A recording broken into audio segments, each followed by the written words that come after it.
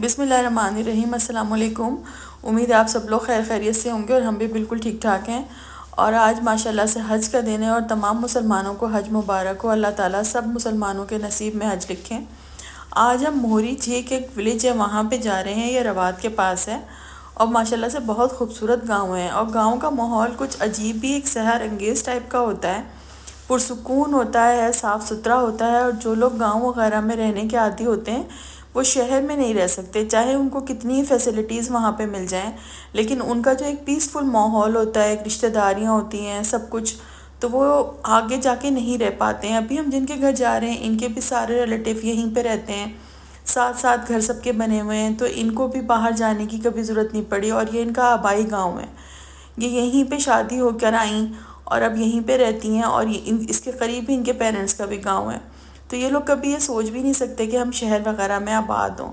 तो हम इनके घर पहुंचे तो इन्होंने कुछ ज़्यादा ही एहतमाम किया हुआ था कि मुझे शर्मिंदगी हो रही थी कि इतना एहतमाम नहीं, क्योंकि मैंने इनको खाने के लिए मना किया था कि नहीं खाना हम नहीं खाएंगे, क्योंकि आज टाइम इतना ज़्यादा नहीं था, परसों ईद है और अभी ईद की तैयारियां हमें भी करनी है और इन लोगों को भी मार्केट की तरफ जाना था।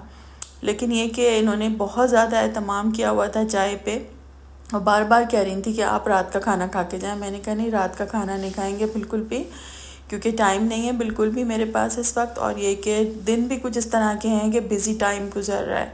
फिर इन्होंने आखिर में भी ये स्वीट डिश बनाई हुई थी तो बहुत मज़े की, और ये इन्होंने फिर ये भी सर्व की। ये इनके बाहर का व्यू है, अगर मेरे पास टाइम होता तो मैं ज़रूर यहाँ बैठ के एक दफ़ा चाय ज़रूर पीती। बहुत खूबसूरत व्यू यहाँ का, इनका घर का टेरेस का बहुत खूबसूरत व्यू है। ये देखें सूरज ढलता हुआ कितना खूबसूरत लग रहा है। और ये जो है इन्होंने बताया कि इनकी बैक साइड पे ये जो इलाका है ये DHA 5 में शामिल हो रहा है अब। तो इन्होंने बताया कि ये बहुत ज़्यादा, इनके तमाम रिश्तेदार वगैरह भी यहीं पे आसपास रहते हैं। इतना टाइम नहीं था कि हम खेतों में जाते या आगे पीछे जाके और किसी से मिलते। उन्होंने कहा कि आप बहुत लेट आई हैं, अगर आप जल्दी आती तो मैं आपको बाहर भी लेके जाती और घुमाती यहाँ का पूरा एरिया, अपने रिश्तेदारों के घर भी।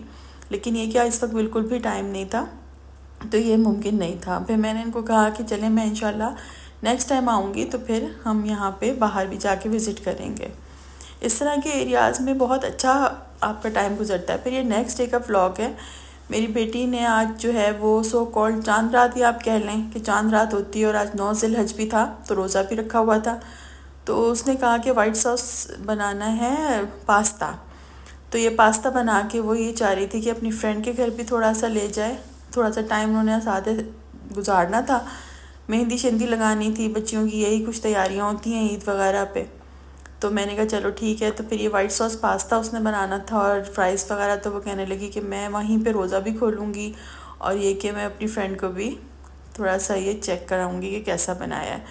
तो फिर ये हमारा ये जल्दी ही बन गया था। तो मैंने फिर ये सोचा कि मैं इसको छोड़ के फिर मैं गीगा मॉल चली जाती हूँ। फिर यहाँ पे हम आ गए थे, हमने ये पैक कर लिया था। इस तरह के डिस्पोजेबल जो डिब्बे होते हैं वो घर में हम रखते हैं इसी वजह से कि ये बहुत इजी रहता है कि कहीं पे भी आपको कुछ देना लेना हो तो फिर घर में इतने इस तरह के डिब्बे नहीं होते हैं।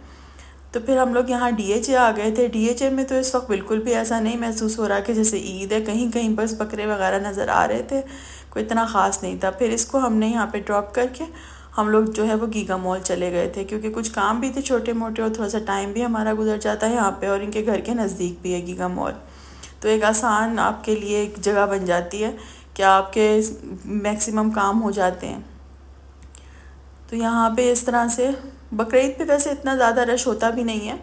फिर यहाँ गीगा मॉल आए तो यहाँ पे महसूस हुआ, यहाँ पे स्टॉल्स वगैरह चूड़ियों के भी लगे हुए थे, मेहंदी भी लग रही थी। हर फ्लोर पे इस तरह के इन्होंने सेटअप्स बनाए हुए थे और यहाँ पे ये मेहंदी वगैरह के लिए लड़कियाँ आई हुई थी, मेहंदी लग रही थी, चूड़ियाँ वूड़ियाँ रखी हुई थी। खैर हमें इनमें से कुछ भी नहीं लेना था, बस हमने ऐसे विज़िट किया। फिर यहाँ सईद गनी पे हम आए तो यहाँ से मेरी बेटी चाह रही थी कि यहाँ से सन ब्लॉक वगैरह देख ले, कुछ नेल्स लेने थे इन्होंने। बच्चियों की इस तरह की चीज़ें बहुत ज़्यादा आगे पीछे मतलब चाहिए ही होती रहती हैं कुछ ना कुछ। तो यहाँ पे ये सीरम्स भी रखे हुए थे, ये भी मैंने देखे, मुझे हुआ कि मैं ये ले लूँ उनमें से कुछ। तो फिर ये कि कुछ समझ नहीं आई मुझे ख़ास कि अभी अभी ले लूँ या ये कि मैं कुछ और लगा लूँ, क्योंकि मुझे डॉक्टर ने, डर्माटोलॉजिस्ट ने जो लिख के दिया था वो दूसरा सीरम था। तो थोड़ी मैं कंफ्यूज हो रही थी कि ये मैं ये ले लूँ या जो डॉक्टर ने बताया वही लूँ। तो खैर जो बच्चियों ने सामान लेना था मैंने कहा पहले इसी पे फोकस किया जाए तो बेहतर है। फिर घर जाके हमें अगले दिन की नेक्स्ट डे की तैयारी करनी है। सुबह में तो हम अपने पेरेंट्स के घर ही चले जाते हैं, कुर्बानी उधर ही होती है, लेकिन ये कि सुबह फिर भी आपको थोड़ी बहुत तैयारी तो करनी होती है। ये देखिए ये सब सजाया गया है। इंशाल्लाह अब ईद पे आपसे मुलाकात होगी। अल्लाह हाफिज़।